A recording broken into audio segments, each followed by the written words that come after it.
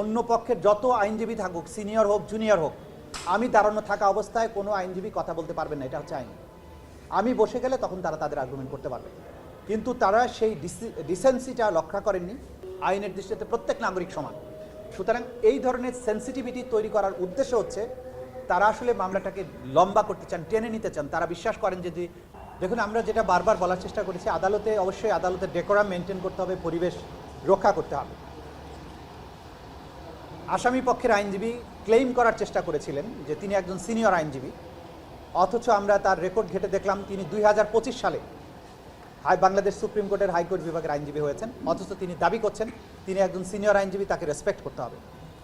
দ্বিতীয় যে কাজটা হয়েছে, bar council order, Bangladesh legal practitioners and bar council order 1972 বলে একটা আইন আছে, যেটার মাধ্যমে আইনজীবীদের শৃঙ্খলা রক্ষা করা হয়। সেখানে আর্টিকেল 26-এ খুব ক্লিয়ারলি বলা হয়েছে attorney general, chief prosecutor attorney জেনারেলের পদ ধারণ করেন, তাকে সেই পদমর্যাদা দেওয়া হয়েছে।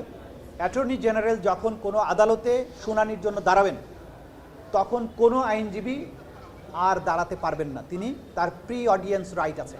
অর্থাৎ আমি যখন কোর্টে আর্গুমেন্টের জন্য দাঁড়াবো, সে অন্য পক্ষের যত আইনজীবী থাকুক, সিনিয়র হোক জুনিয়র হোক, আমি দাঁড়ানো থাকা অবস্থায় কোনো আইনজীবী কথা বলতে পারবেন না, এটা হচ্ছে আইন। আমি বসে গেলে তখন তারা তাদের আর্গুমেন্ট করতে পারবে, কিন্তু তারা সেই ডিসেন্সিটা রক্ষা করেননি। উল্টো মিডিয়ার সামনে অভিযোগ করেছেন তিনি সিনিয়র আইনজীবী, তাকে মর্যাদা দেওয়া হয়নি। এটা হচ্ছে এক ধরনের হাইপ তৈরি করে বিচারের দৃষ্টিটা অন্যদিকে সরানোর চেষ্টা। কারণ হচ্ছে যে সেন্সিটিভিটি এই বিচার নিয়ে আছে, বাংলাদেশে হাজার হাজার মানুষকে গুম করা হয়েছে, তাদের মধ্যে শত শত মানুষকে গুমপূর্বক হত্যা করে তাদের লাশ বিভিন্ন নদী নালা, খাল বিল, সাগরে, জঙ্গলে ফেলে দেওয়া হয়েছে। এরকম কঠিন মামলার বিচার যখন হচ্ছে, আসামিরা তাদেরকে বারবার তাদের পরিচয়, তারা যখন পুলিশ হিসাবে এই অপরাধটা করেছেন, র্যাবে থেকে করেছেন, সেই জিনিসটা ভুলে গিয়ে এখানে অপরাধী যেই হোক, আমরা বলেছি তিনি কোন পোশাকে আছেন, কোন র্যাঙ্ক বহন করেন, সেগুলো কোনো কিছু দেখা হবে না। তিনি প্রধানমন্ত্রী হন, তিনি যে কোনো বাহিনীর প্রধান হন, তিনি একজন সিভিলিয়ান হন, সবাই আইনের দৃষ্টিতে সমান।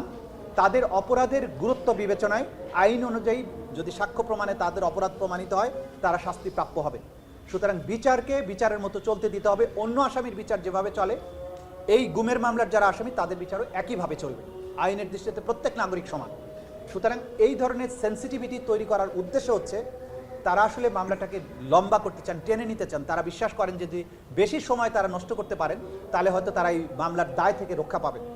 এই কারণে তারাই 3 মাস সময় চেয়েছেন। এটা আনহার্ড অফ, যে এই জাতীয় আন্তর্জাতিক অপরাধ ট্রাইব্যুনাল বলেন বা এই সমস্ত ইন্টারন্যাশনাল যত ট্রাইব্যুনাল আছে, এরকম লম্বা সময় কখনোই অ্যালাউ করা যাবে না। স্পেসিফিক্যালি আমাদের আইনে বলা হয়েছে যে কোনো অবস্থাতেই এই মামলাতে কোনো অ্যাডজর্নমেন্ট দেয়া যাবে না, যদি ন্যায় বিচারের প্রয়োজনে একান্ত প্রয়োজন না হয়। এখানে আইনে সুনির্দিষ্ট করে দেওয়া হয়েছে বিচারের যখন শুরু হবে তারপরে 3 সপ্তাহের প্রস্তুতির সময় দিতে হবে কমপক্ষে।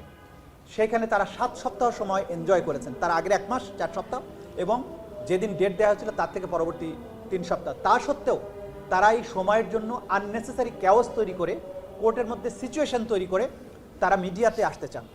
তারা এটাকে নিয়ে হাইলাইটেড করতে চান, চিফ প্রসিকিউটর প্রসিকিউশনের সমালোচনার মাধ্যমে বিচারটাকে প্রশ্নবিদ্ধ করার চেষ্টা করেন। সব কিছুই অসৎ উদ্দেশ্যে তারা করেছেন।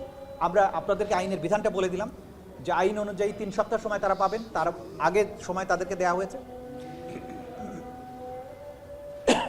কোনো অ্যাডজর্নমেন্ট এই মামলাতে বিধানই নাই। সুতরাং আইন অনুযায়ী বিচারটা হতে হবে।